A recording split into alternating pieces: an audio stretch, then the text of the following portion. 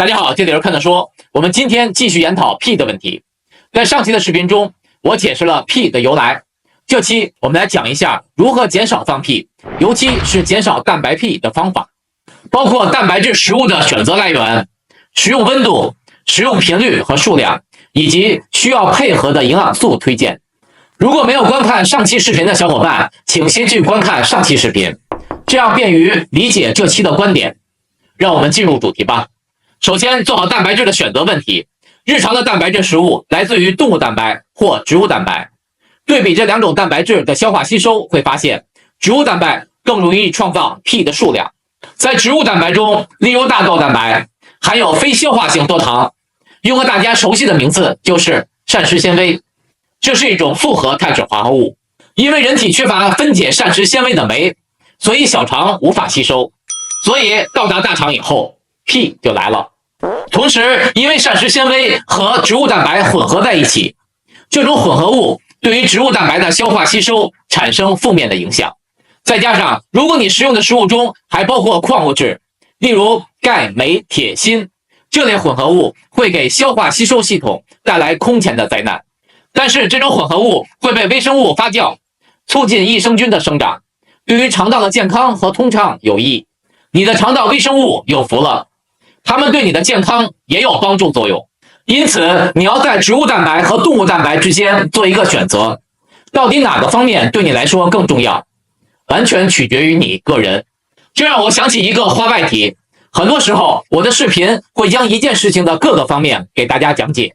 我做视频表达自己的观点，并不是要大家一定按照我的观点和想法去做，只是想让大家对一件事情了解的更多。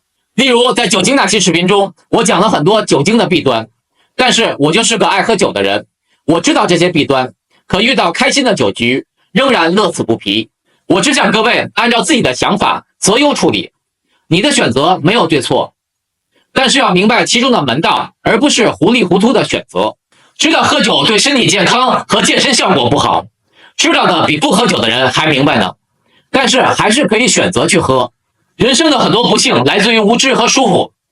如果你明明白白的去做一件事，知道后果还会去做，说明你可以承担这个后果，做错又何妨呢？知道门道以后，找到平衡点才是重要的。好，回到主题，我们继续说蛋白 P 的问题。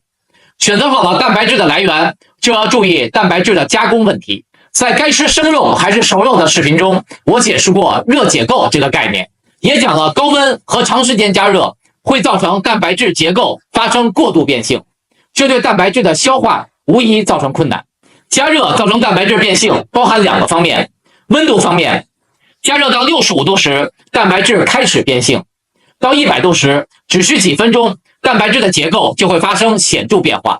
当然，这要看食物的体积大小，食物的中心温度和外围温度存在差异。时间方面，在80度下加热蛋白质，前30到60分钟就开始观察到蛋白质的变性。随着时间的延长，120分钟时，过度变性就发生了。2至3个小时足以造成大多数蛋白质过度变性。如果你文火炖肉，你主要就吃味道吧。过度加热造成蛋白质结构紧密，变得难以被消化酶分解，同时产生梅拉德反应。看看这些烤肉和炸过的肉类，肉中的氨基酸和糖分形成了一系列复杂的多环化合物，这些化合物很难消化，增加胃肠道负担，甚至致癌的风险。因此，在常见的加热方式中，应该选择的正确烹饪方法依次为蒸、煮、炒、煎、烤、炸、微波炉。蛋白质食物做好了，可以吃了。我们来看一下食用的数量、频率和一些技巧。因为小肠的消化吸收能力有限，一次补充过多，一定有蛋白质无法完全的消化吸收。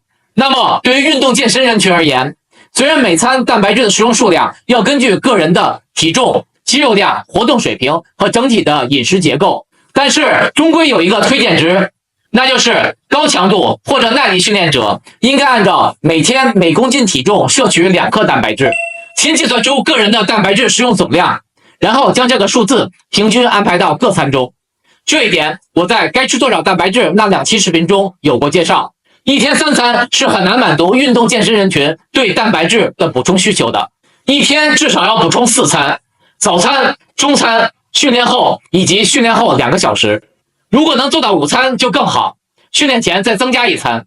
在这几餐中，蛋白质摄取的数量均等就可以。如果按照体重，可以考虑每公斤体重每餐摄取 0.5 克。注意，我说的都是蛋白质，不是蛋白质食物。许多人搞不清楚这个问题，摄取40克蛋白质可能需要吃200克牛肉，你吃40克牛肉只能得到8克蛋白质。还要补充一句，我指的一餐不一定是要拿着餐具坐在桌子旁边开吃，一勺蛋白粉可能就是一餐，一个苹果加个酸奶可能也是一餐。食用蛋白质食物时，应该做到充分咀嚼，这样才能更好的与消化酶结合。